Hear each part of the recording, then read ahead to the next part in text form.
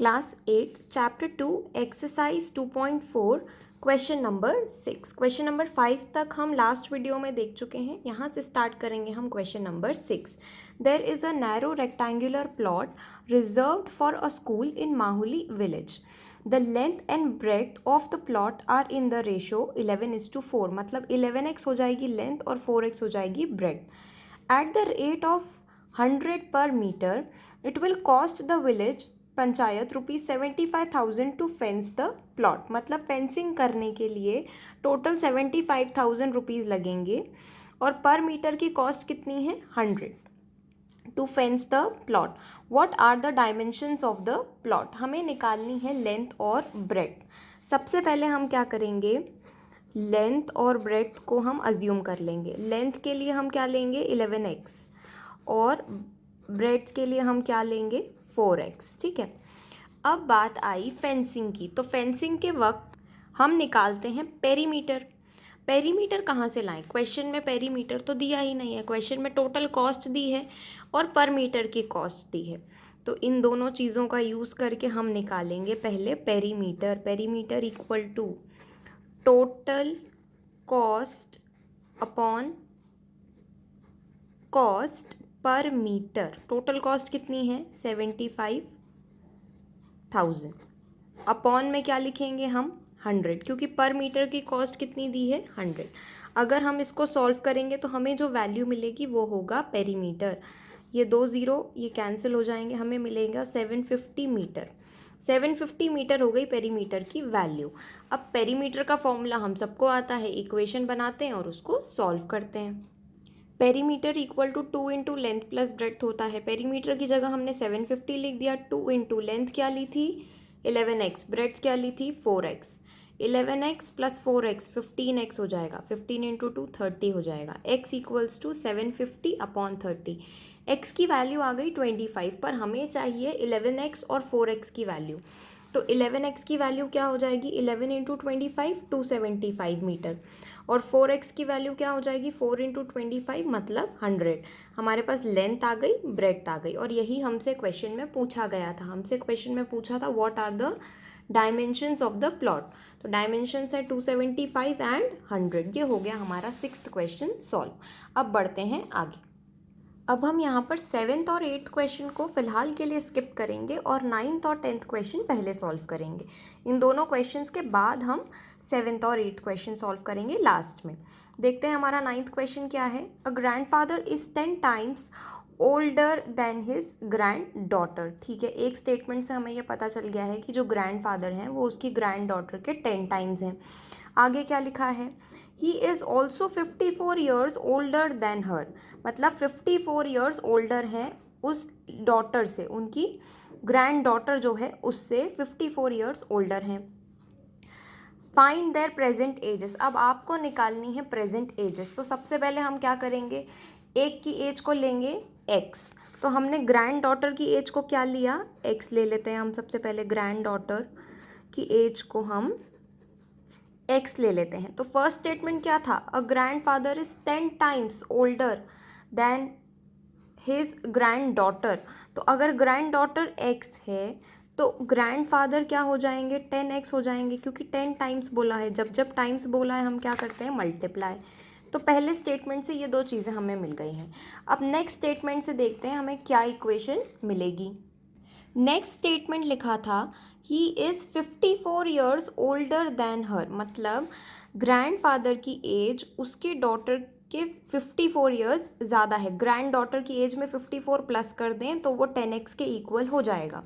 उस स्टेटमेंट का ये मतलब है। अब इस इक्वेशन को सॉल्व करना बहुत आसान है। 10x minus x equals to 54।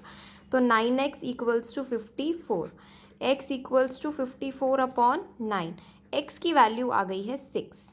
अगर x की वैल्यू 6 है तो 10x की वैल्यू कितनी हो जाएगी 10 इंटू 6 मतलब 60। तो ग्रैंडफादर की एज हो गई 60 और ग्रैंड डॉटर की एज हो गई 6। ये हो गया हमारा क्वेश्चन सॉल्व। अब चलते हैं 10th क्वेश्चन की तरफ। हमारा 10th क्वेश्चन है Aman's age is 3 times his sons age. तो सन्स एज हो जाएगी x, अमन की एज हो जाएगी 3x। आगे क्या बोला है 10 years ago he was 5 times his sons age. Find their present ages. अब क्वेश्चन में बोला था 10 ईयर्स अगो, तो सबसे पहला काम हम जो करेंगे वो ये है कि दोनों की एज में से 10 हम माइनस कर देंगे। क्वेश्चन में क्या बोला है, अमन की एज उसकी सन की एज के 5 टाइम्स होगी, तो सन की एज में 5 मल्टीप्लाई कर दो, 5 इंटू एक्स 5x, 5 इंटू 10 50 इक्वल टू 3x माइनस 10। अब हम क्या करेंगे, इसको सॉल्व करेंगे, तो ये हो जाएगा 5x minus 3x equals to -50 right side shift हो जाएगा, तो -10 प्लस 50 ये हो जाएगा 40। 5x माइनस 3x कितना होगा 2x, x इक्वल्स टू 40/2 मतलब 20। तो x आ गई है 20, 3x कितना हो जाएगा 3 इंटू 20 कितना हो जाएगा 60। आपके पास फादर की एज आ गई और उसके सन की भी एज आ गई। ये हो गया हमारा क्वेश्चन सॉल्व। अब चलते हैं उन 2 क्वेश्चंस की तरफ जो हमने स्किप किए थे। हमारा 8th क्वेश्चन है, half of a herd of deer are grazing in the field and 3/4 of them.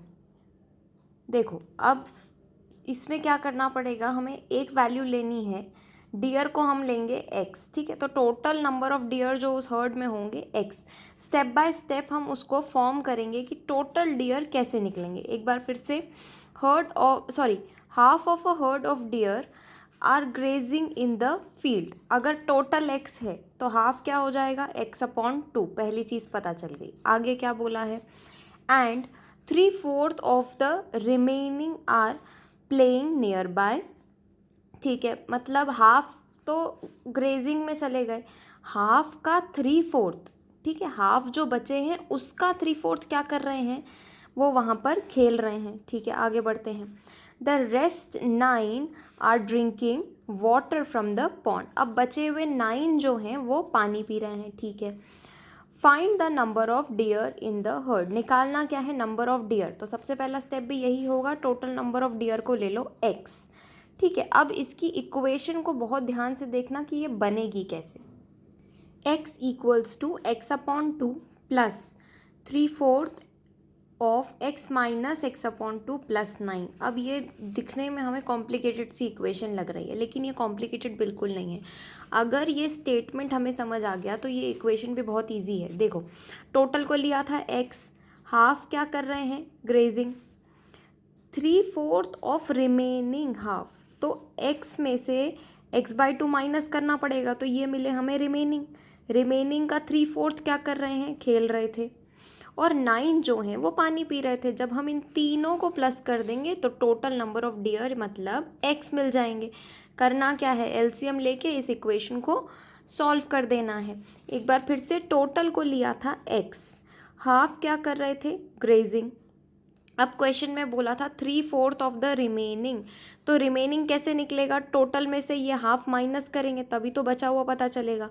तो टोटल में से हाफ माइनस किया और उसका 3/4 निकाला, और बचे हुए 9 जो हैं वो क्या कर रहे थे, पानी पी रहे थे। तो टोटल मिल गए हमें x। अब हम इस इक्वेशन को जल्दी से सॉल्व कर लेते हैं। x equals to x/2 plus 3/4 into x/2। अब x/2 कैसे आया, 2x माइनस x, यहाँ एलसीएम लिया, प्लस 9। नेक्स्ट स्टेप में x equal to x/2 plus यहाँ पे 3 into x 3x, 4 into 2 8 plus 9। इसको जब हम पूरा सॉल्व कर लेंगे तो हमें x की वैल्यू मिल जाएगी 72, और x क्या लिया था हमने, नंबर ऑफ डियर, तो नंबर ऑफ डियर हमें मिल गए हैं 72। इस तरीके से ये वाला क्वेश्चन सॉल्व हो जाएगा। यहाँ पे ध्यान रखना ये 8 डिवाइड में है, लेफ़्ट साइड शिफ्ट करेंगे तो ये 8x हो जाएगा, और फिर उसको सॉल्व करके हमें x की वैल्यू 72 मिल जाएगी। अब चलते हैं लास्ट क्वेश्चन की तरफ। Hasan buys 2 kinds of cloth material for school uniform. अब उसने 2 मटेरियल खरीदे हैं स्कूल यूनिफॉर्म के लिए। Shirt material that cost him ₹50 पर मीटर, 1 मीटर 50 है शर्ट का। और ट्राउज़र की बात करें तो trouser material that cost him ₹90 per metre. For every 3 metre of shirt material he buys 2 metre of trouser. मतलब हम शर्ट को ले लेंगे 3x और ट्राउज़र को ले लेंगे 2x, ये पता चल गया है हमें। He sells the material at 12% and 10% profit respectively. His total sale is rupees 36,600. How much trouser material did he buy. अब आपको पता करना है कि ट्राउज़र मटीरियल उसने कितना ख़रीदा। तो हमने शर्ट मटीरियल को ले लिया 3x, ट्राउज़र मटीरियल को ले लिया 2x। सबसे पहले हम निकालेंगे कॉस्ट प्राइस, क्योंकि क्वेश्चन में पर मीटर की कॉस्ट दी थी 50, तो 3x की कॉस्ट कितनी हो जाएगी 150, क्योंकि 1 मीटर को हम 3x से मल्टीप्लाई कर देंगे। कॉस्ट प्राइस मिल गई। अब हम निकालेंगे selling price. Selling price at 12%। देखो फॉर्मूला क्या है सेलिंग प्राइस का, जब प्रॉफिट परसेंटेज दिया होता है, हमने 7th स्टैंडर्ड में ये सीखा है, 100 plus profit percent upon 100 into CP, ये फॉर्मूला है। 100 प्लस 12, क्योंकि 12% प्रॉफिट है तो प्रॉफिट परसेंट की जगह हमने लिखा 12, नीचे 100 as it is into cost price कितनी निकाली थी हमने 150। सेलिंग प्राइस मिल गई है। किसकी सेलिंग प्राइस है ये, शर्ट की। अब शर्ट की सेलिंग प्राइस मिल गई है, वैसे ही हम ट्राउज़र की सेलिंग प्राइस भी निकाल लेते हैं। कॉस्ट ऑफ ट्राउज़र पर मीटर था 90, ट्राउज़र को लिया था 2x, तो 90 इंटू 2x 180। वापस हमें वही फॉर्मूला लगाना है, लेकिन रेट कब कितना होगा यहाँ पर 10%। 100 प्लस 10 अपॉन 100 इंटू 180x, क्योंकि कॉस्ट प्राइस 180 है। सेलिंग प्राइस मिल गई है हमें 198x। क्वेश्चन में टोटल सेलिंग दी हुई थी हमें, सेलिंग प्राइस जो भी जितना टोटल सेल हुआ है वो दिया था 36,600। तो हम ट्राउज़र को और शर्ट को दोनों को प्लस करेंगे तो हमें क्या मिलेगा 36,600। तो 168x प्लस 198x, ये शर्ट के लिए था, ये ट्राउज़र के लिए था, दोनों मिला के सेल कितनी हुई थी 36,600। जब हम इसको सॉल्व करेंगे तो x की वैल्यू मिलेगी 100, तो 3x की वैल्यू क्या हो जाएगी 3 इंटू 100, और 2x की वैल्यू हो जाएगी 2 इंटू 100 200। 300 मीटर और 200 मीटर हमें मिल गया। ये हो गया हमारा क्वेश्चन सॉल्व, और ये एक्सरसाइज भी इस क्वेश्चन के साथ ख़त्म हुई।